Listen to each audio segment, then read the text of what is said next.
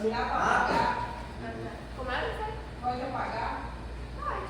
Você Vai pagar? Sejam. Você vai pagar esse vilão? Não, se você for usar o quarto. Não.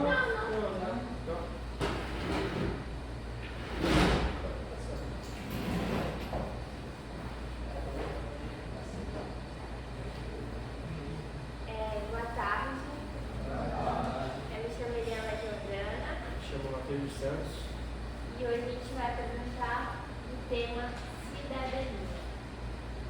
Bom, esses foram os nossos artigos utilizados, praticando a cidadania, criação e validação de uma escala de mensuração, aprendizagem da cidadania, justificativas para a educação em direitos humanos, ensino religioso, filosofia e sociologia do Brasil, educação superior e os desafios da formação para a cidadania democrática.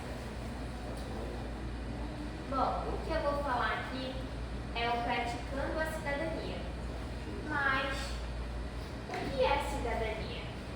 Bom, a cidadania é um conjunto de direitos e deveres que um ser humano tem perante a sociedade, no qual ele tem direito à saúde, educação, um bem-estar social, e tem o dever de votar, de cumprir as leis, de pagar impostos e entre outros. Bom, aqui a gente tem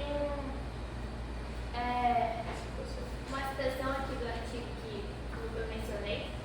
Ele diz assim: de forma genérica, pode-se conceber cidadania como condição atrelada às relações entre indivíduos e a comunidade que pertencem na busca pelo bem-estar coletivo. Ou seja, a cidadania não é uma questão individual, não é uma questão só minha. A cidadania é uma questão coletiva. Se eu pratico os meus deveres, se eu sigo os meus direitos, eu estou cooperando para um bem-estar coletivo.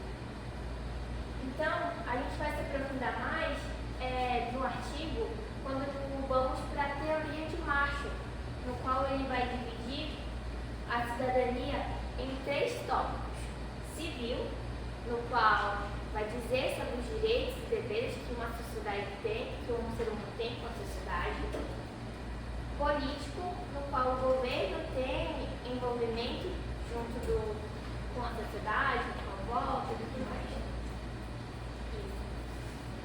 E social, como eu disse, quando uma palavra aqui.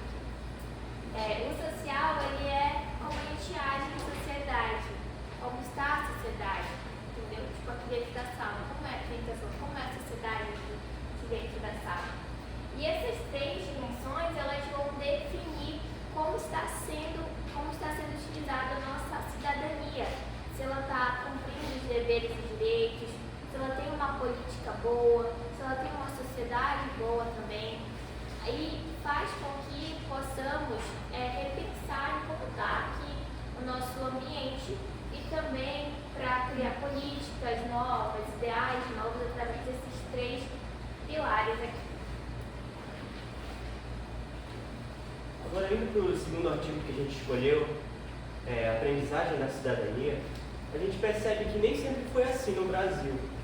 No período entre 1964 a 1985, houve o que a gente conhece como ditadura militar no Brasil, que foi instaurado, né?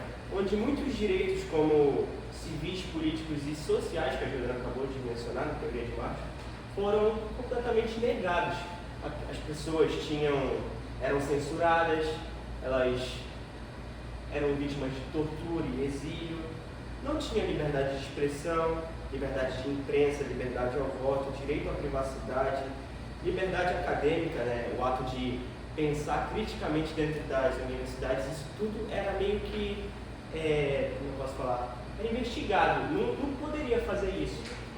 E foi só depois da promulgação da Constituição Federal de 1988 que as pessoas tiveram acesso a esse direito, né, através das matérias humanísticas que a gente pode, como a gente pode ver ali, direitos humanos, ensino religioso, filosofia e sociologia, né? Todas essas matérias foram inseridas na grade curricular das escolas e universidades, como o artigo afirma, depois da Constituição Federal, depois que ela chegou, a Constituição Cidadã, como ela é conhecida, justamente por garantir esses direitos que a gente tem e pensar na questão como posso falar, direitos humanos das pessoas que não existiam na época da ditadura. E eu trouxe duas citações, né? Na segunda metade dos anos 80, né, com o fim do período ditatorial, a atuação da CJPSP transformou-se de modo substantivo.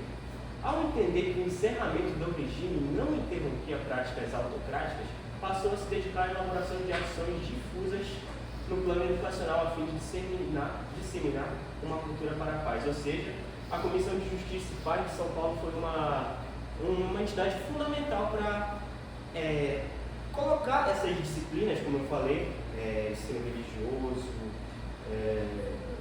sociologia, dentre outras, na grade curricular dos alunos. Ambas seriam disciplinas dedicadas a promover um olhar capaz de analisar criticamente o mundo e os campos de conhecimento.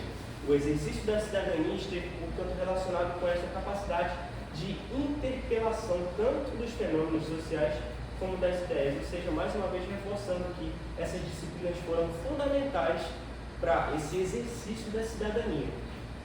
E, bom, agora indo para o artigo 3 e vindo para a atualidade, a gente vai analisar o artigo Educação Superior e os desafios da formação para a cidadania democrática. O autor desse artigo, ele vai verificar uma coisa que é realidade que está acontecendo hoje em dia, que está tendo um aumento da formação técnica profissionalizante focada no mercado de trabalho e contrapartida em detrimento da formação cultural humanística, comprometendo o pensamento ético, crítico e democrático. Isso é uma coisa que vem acontecendo desde a Revolução Industrial.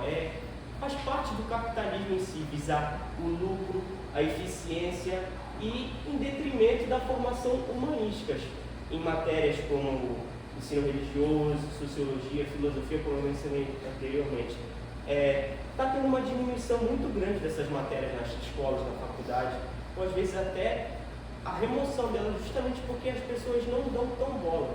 O mercado hoje em dia está muito focado no lucro, né, essa corrida dos ratos, e muita gente simplesmente ignora essas matérias que são essenciais para o nosso dia a dia, para o nosso viver em sociedade.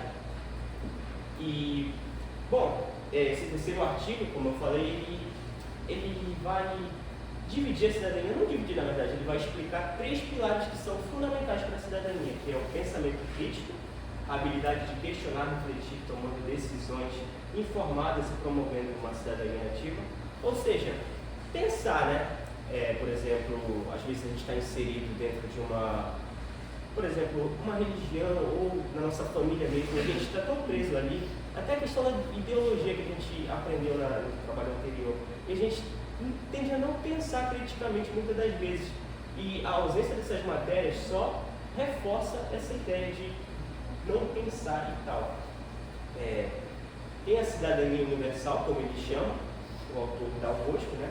É o reconhecimento e respeito das diferentes culturas, aceitar e valorizar diferentes perspectivas, e a capacidade imaginativa, como ele chama, que é desenvolver empatias pelas pessoas, se colocar no lugar dos outros, desenvolvendo empatia e compreensão. Ou seja, a cidadania universal é meio que compreender que existem outras culturas além da nossa, e ele afirma que essas matérias são essenciais, principalmente no período da escola, onde a criança está em processo de desenvolvimento, e ela precisa entender que existem outras culturas além da dela, para não desenvolver mais para frente um caráter racista e preconceituoso.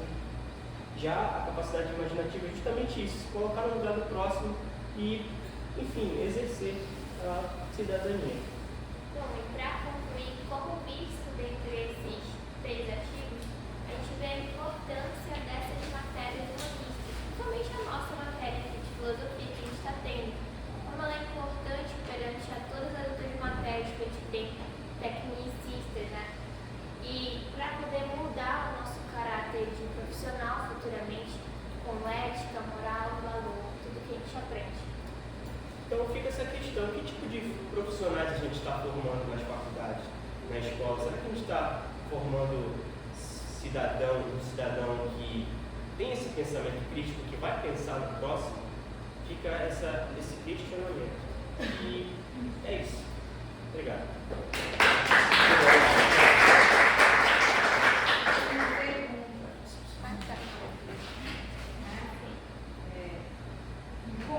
Durante a leitura de vocês disseram que tem um autor que ele aponta 3 abordagens, que é a política, Civil a civil e social.